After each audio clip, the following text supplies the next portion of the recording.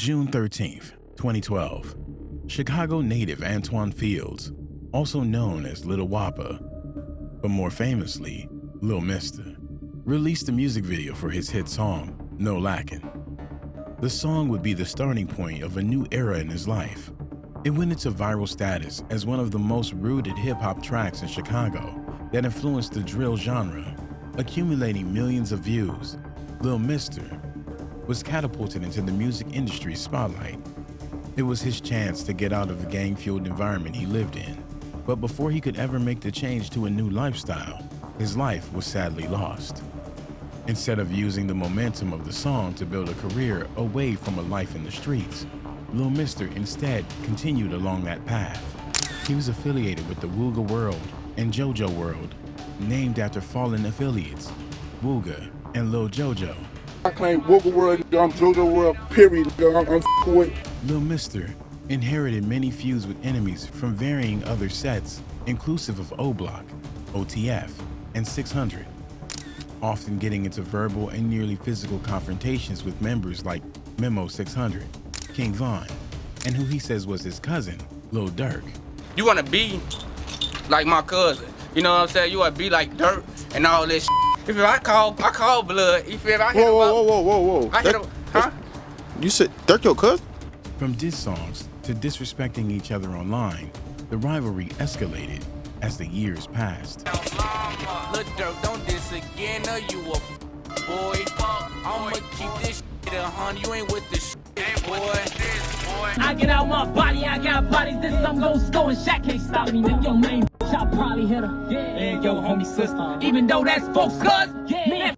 Lil Mister was playing a dangerous game because in these types of environments, the possibilities of things escalating is highly likely, given the deep-rooted hatred and the cycle of violence between each gang set. Lil Mister became famous off his viral song and growing catalog, but he remained in the same gang-fueled area and was always in the open for his rivals to see. He would proudly always state where he was and where anyone could find him.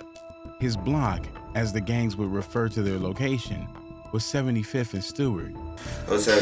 Like, I've been there my whole life. Stewart, I went to Harvard. Shit, I'm from 75th and Stewart. Maybe he felt untouchable. Maybe he began believing the terms of his song, No Lackin', meaning that he cannot be caught off guard by his rivals, and he's always armed for battle. Whatever the case, it appeared Lil Mister was being careless and underestimating, or rather forgetting how easily his life could be lost, feuding between gang affiliations. This almost cost him his life several times because his rivals found him within that vicinity. Most notably, around a corner store he frequently hung out. Footage would capture another Chicago rapper by the name of Rico Reckless, barging into the store where Lil Mister was inside and begin fighting. Luckily, that was the end of the altercation that time. Another situation occurred where his rival, Memo 600, not only passed in the car recording him sitting on his bike on the street, but also uploaded footage of them chasing him. He would luckily evade capture that time. His rivals knew where to find him and would often drive through his area looking to catch him outside. Lil Mister was no pushover himself. His name was connected to the bloodshed that occurred to his rivals and was known to also be on the hunt for his rivals, one whom he almost inflicted harm upon. Lil Mister and his entourage would locate Memo 600 and chase him, causing him to crash his vehicle and escape on foot.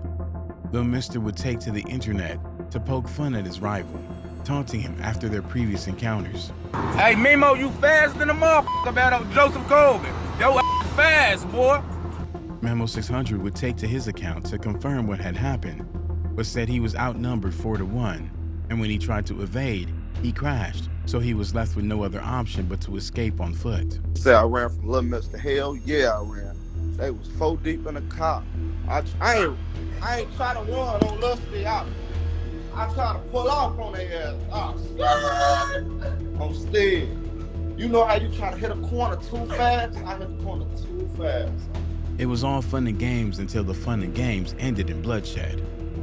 Friday evening, March 15th, 2019. Reporters state that 24-year-old Antwon Fields, aka Lil Mister, was walking about 7:15 p.m.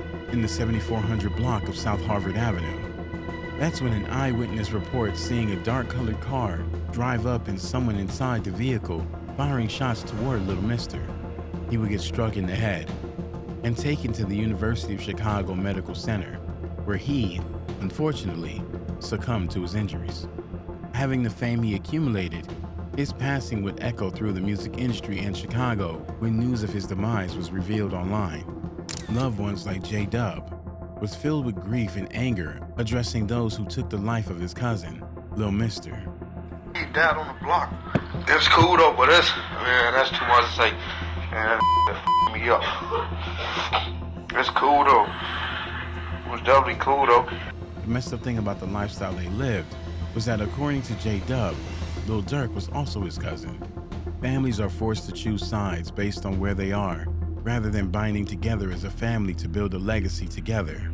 Man, I'm my fucking cousin. That's my blood. I ain't trying to none of that shit. That's my real cousin, my same bloodline. For them great niggas is and Durk my cousin too is Lil Mister's passing left the place he lived his life representing in a state of hurt with thoughts of vengeance. Niggas definitely did that. They got the whole block fucked up. While those close to him were feeling the pain of his passing, rivals like Memo 600 was also gaining more and more speculation for being the one responsible for ending his life after posting a video, listening to and singing along with Lil Mister's cousin and rival Lil Durk. The comments were all filled with questions and statements on why he assassinated Lil Mister.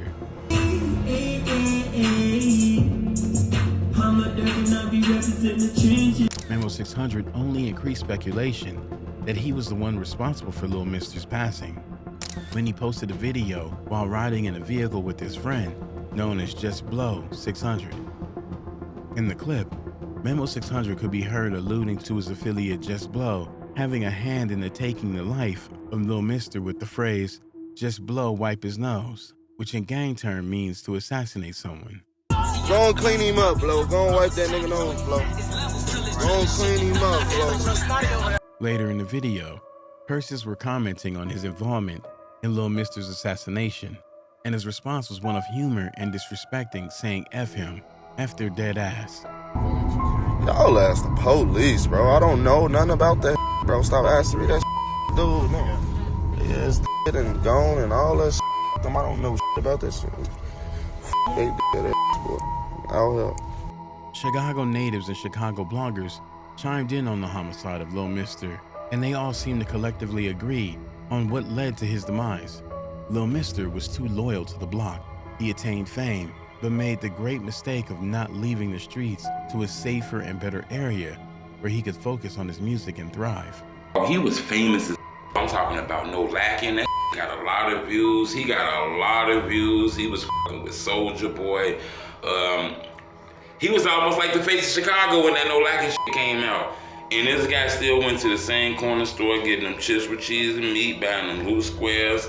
Rico Reckless peeped him in the corner store, went in, put knuckles on him. Memo 600 chased him. Remember, it was videos. They seen him on the corner on the bike. Everybody knew where Mister was at. All the ops knew where Mister was at. All the enemies, some of the fans, and his homeboys. But in my opinion, the reason Lil Mister got caught up and ended up getting his life took, I think he was just too famous to be in that neighborhood anymore. I think he reached the level where he shouldn't been there anymore. Everybody knew where he was at. It's a common cycle where the illusion of remaining true to the streets gives you credibility as someone to respect. The reality is that it's a trap that oftentimes leads to rappers with so much potential losing their lives in the same block, which brainwashed them that leaving is something bad for their character. Lil Mister fell for this trap, and it cost him his life. For every time, like, why would I come on the block? It's always some like, I'm getting money now. Like, I thought that was the goal, to make it off the block. But now they'll try to trick you. Nah, you ain't on the block, you a like. Time would pass, and an affiliate of King Von and Lil Durk named J Hood revealed information that had the internet shocked. According to J Hood, King Von was the one responsible for Lil Mister's passing. Von did kill Durk cousin. To date, No one has backed up that side of the allegation, and there's never been an official arrest or report detailing the capture of any suspect in the homicide. Lil Durk would later release the title track, Letter to Lil Mister, where he broke down how he and his cousin came to be on opposing sides as rivals. According to the lyrics, it was due to betrayal. In the lifestyle they lived, there was a rule to not expose information on crime that were committed, but apparently, Lil Mister wasn't trustworthy enough in that aspect. FBG Duck, before he passed away, he released a song titled Chicago Legends, where he paid respects to everyone that made Chicago what it is and held respects in their heart. One of the names he mentioned was his friend, Lil Mister, paying homage to the rapper and lamenting on his assassination. Lil Mister found a niche that could take him away from the bloodshed and hatred.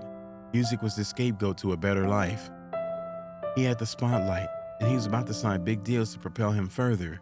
I got an album dropping, I got a distribution deal. Salute. Shit, I'm finna sign, tomorrow? What? Congrats, man. He had a rough life, being known to the prison system through much of his adolescence. But his time behind bars taught him to value freedom and not to become lost in the past life he was involved in. I would say to say that the prison life in the cell on the bunk isn't for you. No, that ain't for me, you know what I'm saying? Because it don't do nothing but, like, make you bug up. It just had me just, like, want to fight the world. His mind matured, and he was ready to take over the world and show his worth to everyone looking at him to succeed with his talent in music.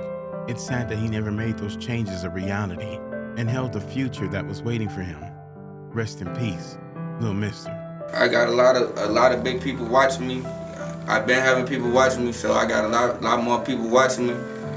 And so I just gotta be more careful and just be strictly up on this music and just show people what I'm worth.